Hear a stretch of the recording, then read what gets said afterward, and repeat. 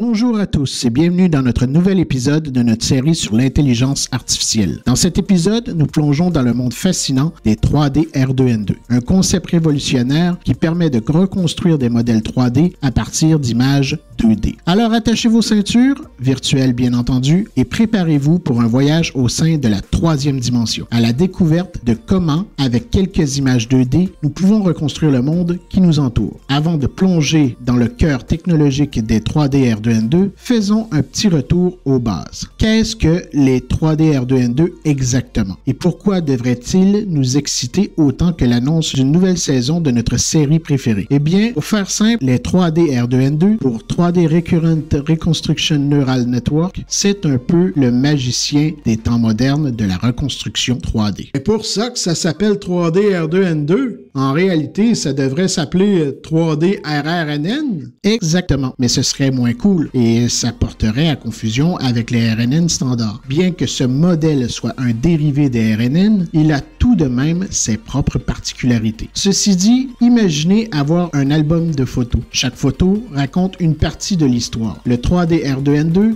prend ces histoires, ces images 2D, et les fusionne pour recréer un objet en 3 dimensions. C'est comme donner vie à des souvenirs figés dans le temps. De jolies paroles, mais ça ressemble à de la magie noire, ton affaire. Comment de simples images peuvent-elles engendrer quelque chose d'aussi complexe qu'un modèle 3D? Oh, Gontran, toujours, comment dire, égal à toi-même? C'est de la science, pas de la sorcellerie. D'ailleurs, si c'était le cas, je commencerai par transformer tes vieilles chaussettes en pantoufles dernier cri. Bon, laissez-moi clarifier un peu la magie derrière ce processus avant que Kaya n'entreprenne de métamorphoser davantage la garde-robe de Gontran. Les R2N2 tirent parti des réseaux de neurones pour analyser et comprendre la structure des objets à partir de vues multiples. C'est une histoire de perspective et d'angle. Chaque image 2D contribuant à une compréhension plus complète de l'objet en 3 dimensions. Je suppose que c'est quelque chose que je dois voir pour croire. Continue. Passons donc à une explication plus détaillée sur le fonctionnement de ces réseaux. Les 3D R2N2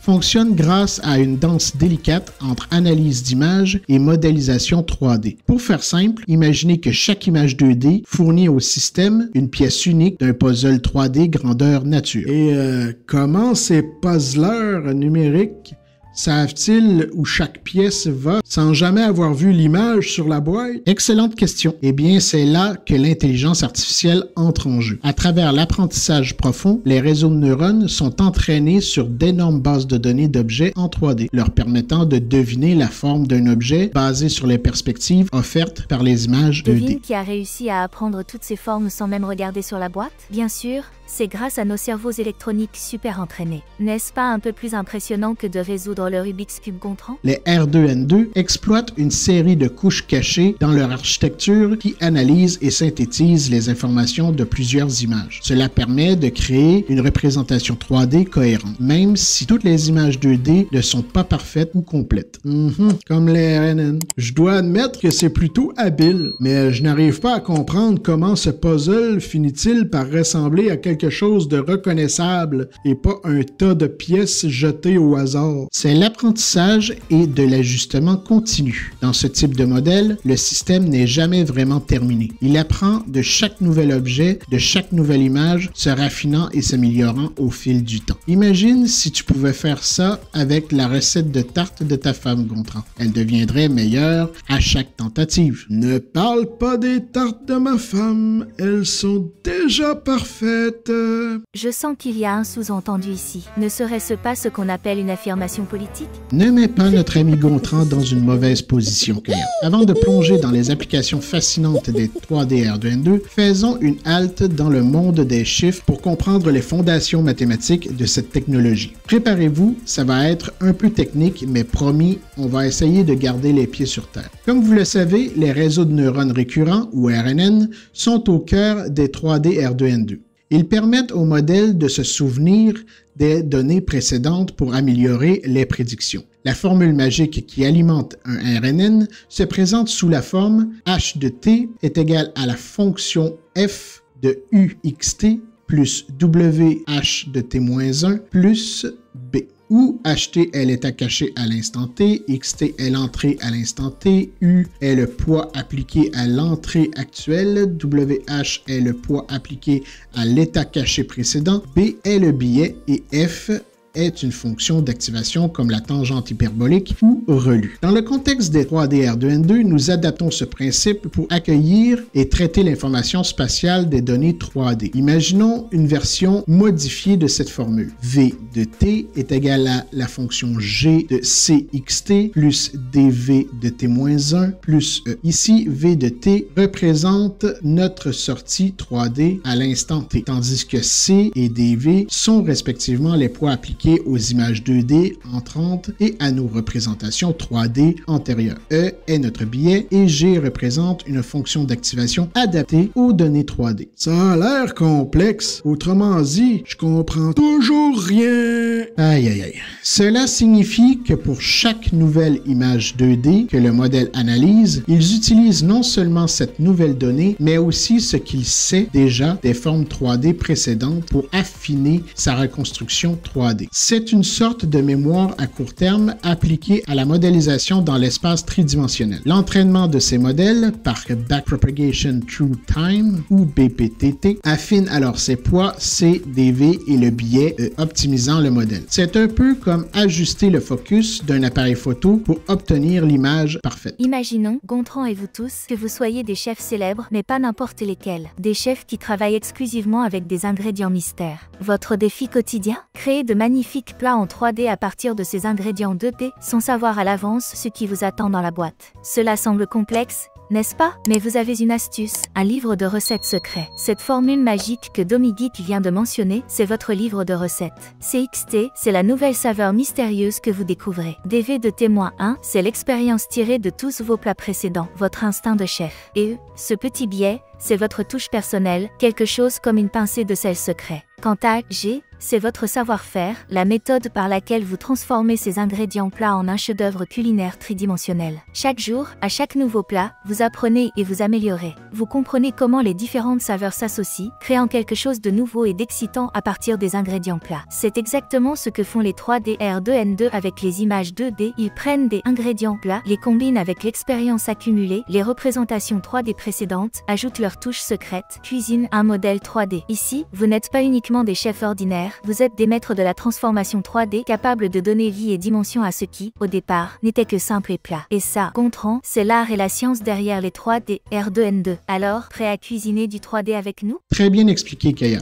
Imaginez entrer dans un musée où, au lieu de simples photos, vous pouvez voir les sculptures en 3D juste devant vous, tourner autour et les observer sous tous les angles. Ou encore mieux, envisager de participer à une session de jeux vidéo où les personnages sont basés sur de vraies personnes, reconstruites en 3D ou une expérience hyper immersive. Ça me semble plutôt futuriste, mais est-ce déjà une réalité ou juste de la science-fiction? C'est déjà en cours, Gontran, et c'est juste la pointe de l'iceberg. La médecine, l'éducation, l'art, les domaines d'application sont pratiquement infinis. Les 3D R2N2 nous ouvrent les portes d'un tout nouveau monde de possibilités. Je parie que même la collection de chapeaux de Gontran pourrait trouver une seconde vie en 3D. Eh bien, tant que je n'ai pas apporté de chapeau numérique, pourquoi pas? Mais continue, Domigeek, quels sont les défis? Avec tout potentiel vient aussi son lot de défis. Les limites de la technologie actuelle, la précision des modèles 3D générés, la puissance de calcul nécessaire, il y a beaucoup à optimiser avant que les 3D R2N2 ne deviennent une technologie omniprésente. Mais le futur s'annonce radieux et les avancées sont constantes. Et vous, comment voyez-vous l'utilisation des 3D R2N2 dans votre vie quotidienne? N'hésitez pas de partager vos idées et questions dans les commentaires. Plongeons maintenant dans quelques défis techniques et les perspectives d'avenir pour le 3D R2N2. Comme je le disais, le premier grand défi est technologique et se rapporte à la puissance de calcul. La reconstruction 3D, surtout lorsqu'elles sont effectuées en temps réel, nécessite une quantité phénoménale de ressources. Imaginez devoir instantanément transformer des centaines d'images en un modèle 3D complexe. La tâche est aussi exigeante qu'elle en a l'air. Ensuite, il y a le défi de la collecte et de la qualité de données. Pour apprendre correctement, les réseaux de neurones exigent un volume conséquent de données variées et de haute qualité. Plus nous avons de données précises, mieux le système peut générer des modélisations 3D authentiques. Les 3D R2N2 ne sont pas seulement un tour de force technologique pour le présent. Elles représentent une promesse d'avenir où la frontière entre le réel et le virtuel devient de plus en plus floue. Imaginez un instant l'impact de ces technologies sur la création d'univers virtuels. Non seulement pour les jeux vidéo qui bénéficieraient d'une immersion sans précédent, mais également pour l'éducation où des étudiants pourraient explorer des répliques exactes de sites historiques depuis leur salle de classe. Mais allons encore plus loin. Considérez le potentiel des 3D R2N2 dans la fusion entre le monde réel et le monde virtuel. La réalité augmentée, par exemple, pourrait profiter considérablement de modèles 3D hyper réalistes, permettant des expériences de réalité augmentée enrichies et interactives dans notre quotidien. Et que diriez-vous de l'essayage virtuel? Fini l'incertitude des achats en ligne lorsque vous pourrez voir exactement comment les vêtements s'ajustent sur votre modèle 3D personnalisé, directement depuis votre salon. Je reste sceptique quant à l'idée de remplacer la cabine d'essayage, mais je dois admettre que même un vieux crouton comme moi verrait l'utilité d'une telle technologie dans un avenir proche. Quelques photos de ma femme et hop, je suis sûr de pas me tromper de taille de vêtements. L'avenir nous réserve tellement de possibilités. En effet, les 3D R2N2 ouvrent la voie à un futur où les limites entre le réel et l'imaginaire sont redéfinies. Grâce à cette technologie, nous sommes à l'aube d'une nouvelle ère d'exploration, de création et d'interaction avec le monde qui nous entoure.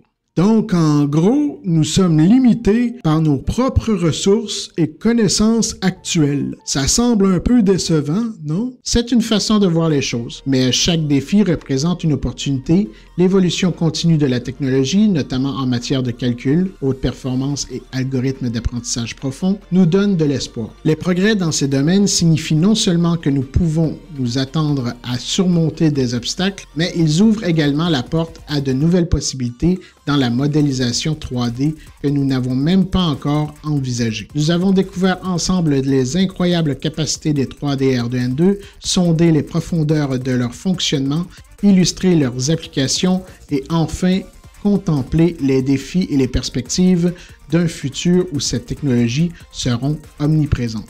Dans notre prochain épisode, nous allons plonger dans le monde fascinant des Generative Adversarial Network, ou GAN pour les intimes, ces réseaux un peu spéciaux qui sont en train de révolutionner la façon dont les machines apprennent non seulement à comprendre notre monde, mais aussi à le créer. De la création d'art entièrement nouveau à la simulation d'environnement pour l'entraînement d'intelligence artificielle. La technologie GAN nous ouvre les portes d'un monde où la création est limitée seulement par notre imagination. Quelle opportunité cela ouvrira-t-il? Quels défis rencontrerons-nous? Ici, je vous disais que l'aventure ne faisait que commencer. Imaginez juste un instant la possibilité de croiser la puissance des GAN avec celle des 3D R2N2. Nous pourrions non seulement reconstruire le monde en 3 dimensions, mais également le repeindre, le remodeler, voire le réinventer entièrement. Tout cela en temps réel. Un monde de réalité virtuelle d'une fidélité inégalée, animée et façonnée par notre imagination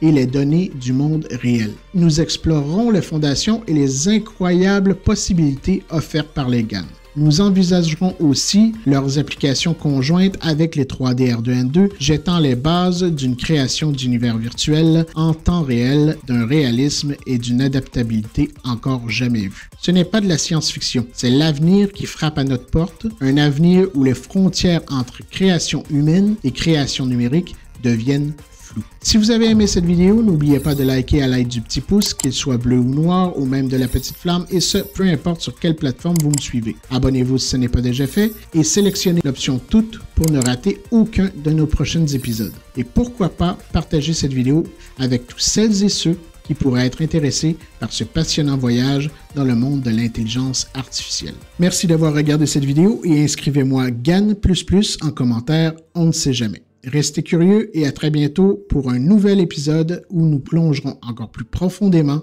dans l'univers incroyable de l'intelligence artificielle. Bonne journée.